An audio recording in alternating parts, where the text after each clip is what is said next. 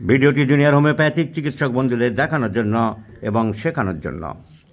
কী শেখাতে চাইছি সকালবেলা? এটাই শেখাতে চাইছি, treat the patient not the disease. মাথা করা।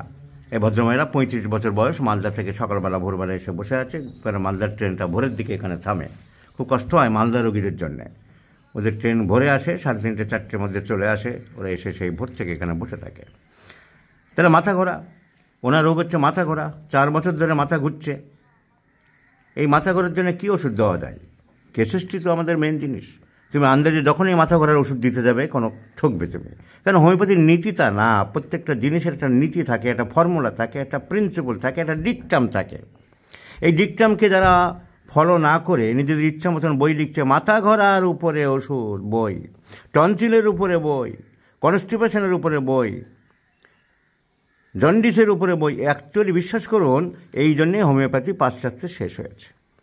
যখন পাশ্চাত্যে অ্যালোপ্যাথিক যে মডার্ন ওষুধগুলো আবিষ্কার হয়নি, টিবির জন্য স্ট্রেপ্টোমাইসিন, টাইফয়েডের জন্য ক্লোরোমাইসিটিন, অ্যান্টিবায়োটিক স্ট্রেপ্টোমাইসিন, অ্যান্টিবায়োটিক পেনিসিলিন, কেনাকট, এসব যখন আবিষ্কার হয়নি, ডক্সিসাইক্লিন, তখন অ্যালোপ্যাথিতে কিচ্ছু করার ছিল না। কোনো ইনফেকশন ডিজিজে, টাইফয়েডে, ডিপথেরিয়া, গনোরিয়া, এসব রোগ প্রচুর ছিল।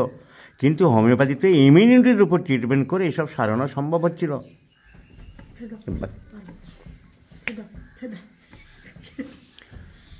সেই জন্যে হু করে তখন অ্যালোপ্যাথিতে হোমিওপ্যাথিতে চলে আসলো অ্যালোপ্যাথিক ডাক্তাররা। আর এসেই ওই আরম্ভ করে দিল। নিজেদের বিদ্যা বুদ্ধি যা শিখেছে যাবে কোথায়?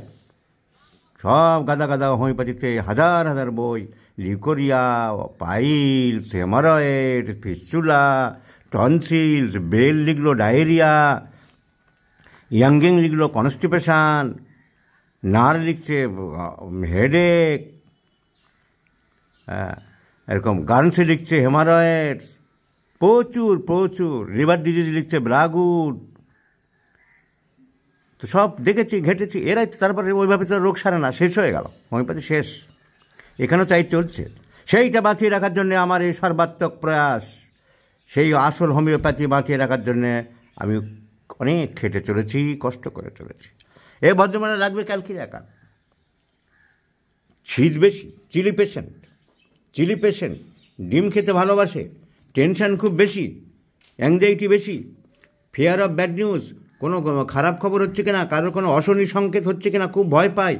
আর এই ফিজিক্যাল মেকআপ ভয় পাও চট করে খুব বেশি, ভূতের ভয় পাও, অন্ধকারের ভয় পাও।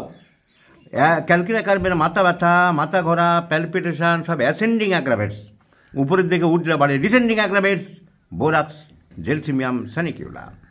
তোমার সিঁড়ি দিয়ে উপরে উঠলে অসুবিধা হয়। তো this is the typical picture of ক্যালকিরিয়া curve. ডিম খেতে একটু ভালোবাসো, পায়খানা পরিষ্কার হয় না, রোজ হয় না clear, constipated. So vertigo with constipated, chilli patient, শীত বেশি না গরম বেশি?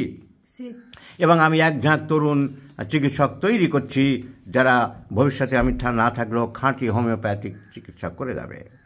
এই আছে ডাক্তার সোহরাবউদ্দিন, এই তো কেস টেকিং করলো, ডিএনএ থেকে পাশ করেছে, কলেজ থেকে কী শিখেছে জানি না, এখানে সঠিক হোমিওপ্যাথি আমার কাছে শিখছে। এই তো সোহরাবউদ্দিন লিখে রেখেছে। আমি ছেলেদের বলে দিই যে পেমেন্ট হয়ে গেলে লিখে রাখো, পেমেন্ট হয়ে গেলে। আর কি ওষুধ তুমি সিলেকশন করছো লিখে রাখো। ক্যালকিরিয়া কার্ভ লিখেছে সোহরাবউদ্দিন। Thank you Sohrabuddin. আসল হোমিওপ্যাথির সন্ধান তোমাদের আমি দিতে পেরেছি এবং তোমরাও খুশি হয়েছ আসল হোমিওপ্যাথিক চিকিৎসা করে। তো ক্যালকিরিয়া curve is the choice of medicine.